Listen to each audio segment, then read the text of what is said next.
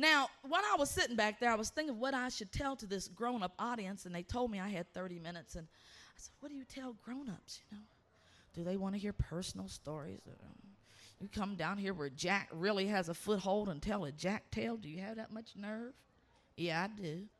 So what I thought I'd do would be tell you two little pieces of a thing. Now, one thing I want to tell you is about this experience I had as a kid, because when I was a kid, I really didn't know I was an Appalachian, you know. I didn't know. Everybody on the other side of the river were Appalachians. I wasn't one. I mean, that's why we lived in Ohio. We didn't want to be Appalachians. But it wasn't until I got ready to go off to college, and the counselor said, come, Miss Carter. You are planning to go to college? Yeah, my mama said I got to go to the college or the military, and I can't do boot camp, okay? So I'm going to college. So she says, well, you need to take speech class. I know all the parts of speech, nouns, verbs, adjectives. I'm an honor student, okay? No, darling, I mean, we want you to take the speech class. You mean acting and stuff like that? Well, yes, they do a play at the end of the year, but see, we want you to learn to speak well. I said, I can talk good. She said, that's the problem, honey. That's exactly what I'm trying to tell you. We don't want you to talk good. We want you to speak well. We want you to be able to say wash instead of wash. I said, well, that's what you do. You go to the sink and you wash your hands with the water. She says, no, darling. You go to the sink and you wash your hands with water. That's what I said. So I took the speech class, and I still didn't understand why I was taking it. It was important to them. I enjoyed the play personally. And then it wasn't until I got much older and I began to look back and was taking college courses about culture and place and memory and all that kind of stuff that I began to think about how I grew up and what was really significant in my life. And one of the most things that was significant in my life was that village concept. Now, with 1,200 people, I know it's very easy for you all to keep track of each other down here. But where I'm from, you know, we got like 3,800. That's a lot of people. And you really can't keep track of all the kids. So the rule was, if you knew somebody, you had whipping rights. Now, y'all are old enough to understand this. Like, we don't have small children. Nobody here works for human services, right? So I can tell the truth. Okay.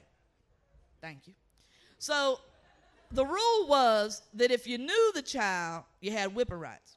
So that meant that in the distance from my house to the swimming pool, which opened on Memorial Day, by the way, that distance was about 1.5 miles.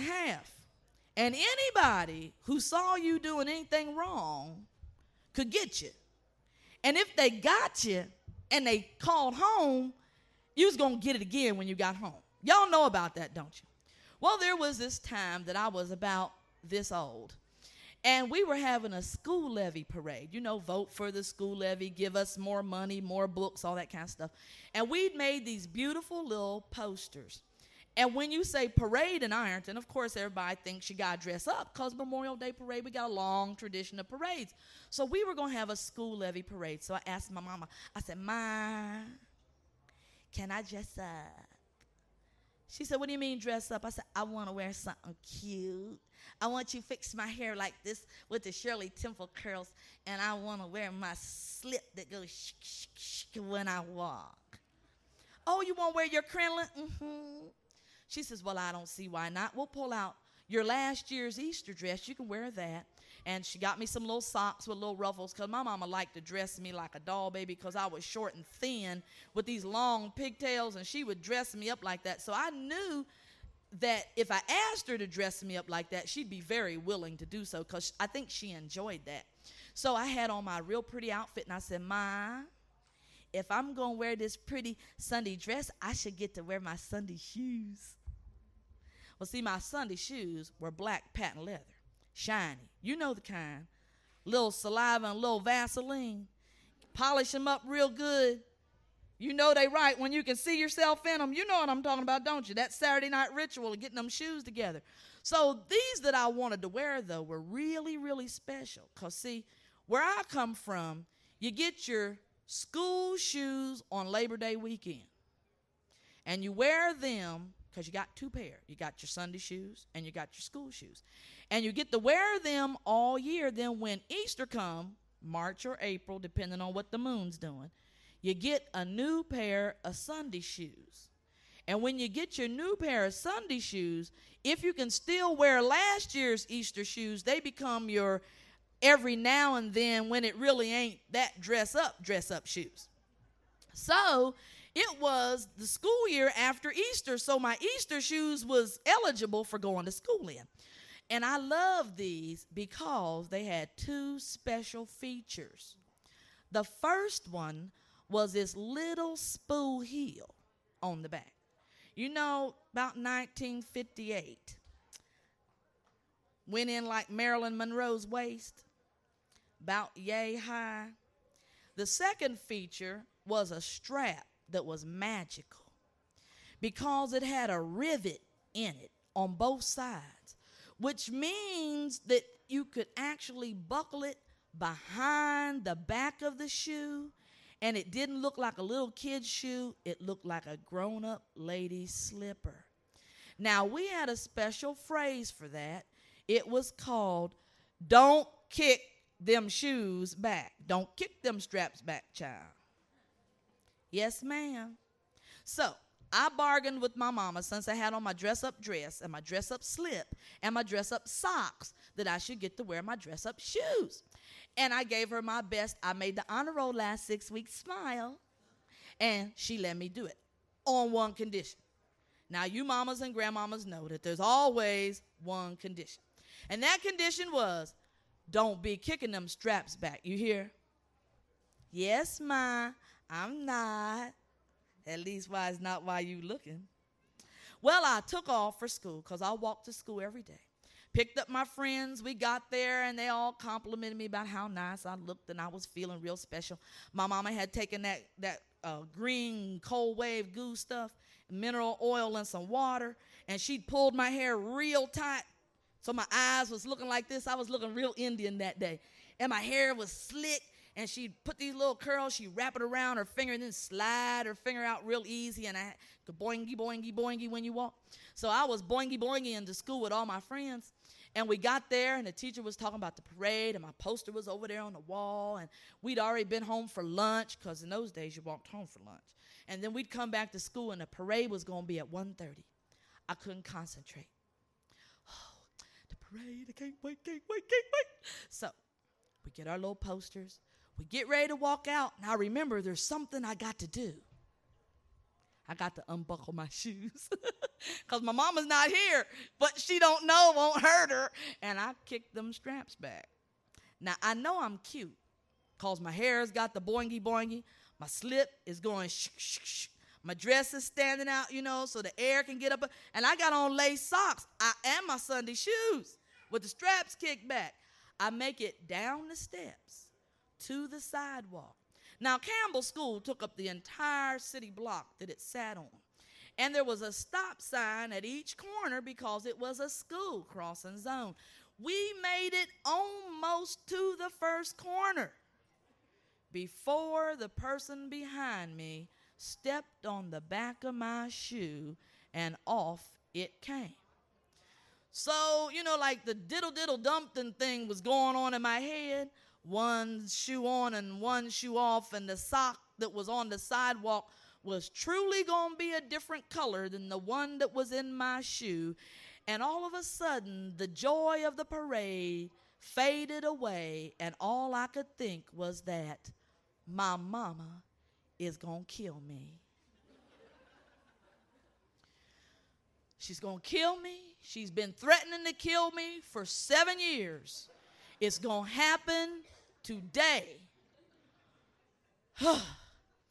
Tears flowed.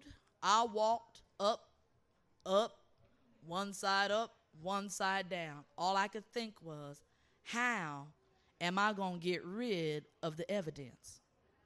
Because when my mama sees these socks, she is going to have a whole farm load of animals, cats, cows, sheep, goats, and my hide.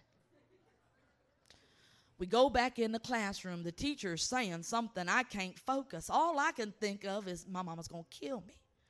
I'm thinking now, how can I get rid of these here socks? Okay, let me think. Okay, all right. It's my week to take out the garbage. And I can put them in the garbage can and she'll never know. Except that I only got 9 pair. 1 for every day of the week. 2 extra just in case she don't get the wash done. And she counts everything when she puts them back in the drawer. And she'll say 1, 2, 3, 4, 5, 6, 7, 8. 1, 2, 3, 4, 5, 6, 7, 8. Girl, get in here. Where's your other pair of socks? I lost them. How can you lose socks if they're on your feet? I don't know. How can you lose socks if they're on your feet? Don't be fresh with me, girl. I'll smack you. Your lips will be so swole you can't eat soup. Okay. I threw them away. And then she'll beat me. She'll beat me for lying. She'll beat me for throwing the socks away. And then she'll ask me, how did it happen? And I'll stand there and look real dumb. And then she'll give me the look that pulls the truth up out of you, no matter where it's hid. And I'll become a blithering idiot, and then she'll beat me for not wearing the shoes right. Okay, that won't work. Can't throw them away. Let me think. Got to get rid of the evidence. Oh, I know what I can do. I'll burn them. That's what I'll do. I'll sneak in the kitchen. I'll look in the utility drawer. I'll take out them matches. I'll take them outside to the garbage burning 55-gallon drum on the alley. I'll strike the match, and I'll burn the suckers. She'll never know till wash day comes. She'll count them socks. She'll call me in there, and she'll give me the look, and I'll have to confess, and then she'll beat me for lying, beat me for not doing what she told me to do, beat me for lying again because she'll remember that I lied, and then she'll beat me for playing with matches. Oh, it's not going to work. Oh. So needless to say, I wasn't a very happy camper when the end of school came, and I had to walk home. And I got home, and there was my mama standing on the front porch with her arms on her hips, rocking back and forth. When I hit 8th and Quincy by the Dixie Garden, I knew I was in trouble. See, because my mama never met me on the porch. My mama was always in the kitchen where a mama's supposed to be, getting dinner ready. So the fact that she was standing out there meant something serious was about to happen. I put on my deadpan, I'm so happy to be alive look. Got to the bottom step, and as she rocked forward, she said, "How was the parade?" And I looked up and lied and said, "Fine." And she said, "Isn't there something you want to tell me?" And I looked up at her and lied and said, "No, ma'am." You had to add the ma'am because I'm trying to get me some space because I know a killing is coming. So she looked at me and she said, "Didn't something exciting happen?" "No, Ma. No, everything was normal." "Didn't something happen with your shoe?" And then she gave me the look. My bottom lip began to quiver. And when it did, the saliva just kind of disappeared out of my mouth, and my mouth went all dusty, and the rest of the water that would have been in my mouth started leaking out of my eyes. And I stood there and I said, "I won't do it again. I promise I won't do it again. I won't do it. Get in this house." Well, see, I figured if you acted out real bad, she wouldn't want to keep me outside because she wouldn't want to be embarrassed by the neighbors. And if she kept me inside, that meant I wouldn't have to go pick my own switch. And maybe I could get away with this. Then I heard her say, "Get in that bathroom." Now, see, you all have to understand, our bathroom was about the size of one of these little pieces of plywood right here. Sink, toilet, bathtub. No accessories, towel rack. I mean, you know, it was the kind of place you went into to brush your teeth, wash up, and leave. Wasn't no relaxation. It was really an outhouse with 3 walls. I mean, you know, because when we moved in the house, it didn't have one. So really, they kind of started piece by piece and put it together. So that was where we always got the killings because there was no room to go. My mother didn't believe in chasing kids. She put you in the bathroom, shut the door on you, and then you'd be in there and your mind would go to fantasizing about all the things that were going to happen to you. So she said to me, "Get on your knees." Boom. I plopped down on my knees. Of course, when you're on your knees, you know what you're supposed to do. "Oh, God, oh, God, oh, God, oh, God, oh, God, oh, God, oh, please. Oh, please don't let her kill me. I'm too young. I don't even own a bicycle yet. Oh, God. Oh, please don't let her. I promise I'll wash dishes without being asked. I'll earn all the shirts and all the Aggies. Oh, God, I'll even give her Hershey's with almonds. Oh, don't let her kill me." I heard the door open, and there she stood with a cup. I went whack. Ah! She's going to give me poison to drink. She handed me the cup. It got close to my nose. I got a whiff of tied with bleach. And she said, "Now make them socks look just like the other." Yes, ma'am. That was the first day that my mother ever made me be responsible for myself. And after I heaved, you know, because you got to go through the dry heaves. "Mom." "What?" "How did you know?" She looked at me with a little twinkle in her eye and said, "A little birdie told me." And I said to myself, I know where my daddy's shotgun is. And I don't know where he keeps the shells. But one day I'm going to be old enough to find out. And when I do, I'm loading that double-barreled shotgun, and I'm going to find that little birdie, and I'm going to blast it to smithereens. Now, it took me till I was grown to find out where the little birdie lived. See, our sidewalk dead-ended at the backyard of the custodian of my school.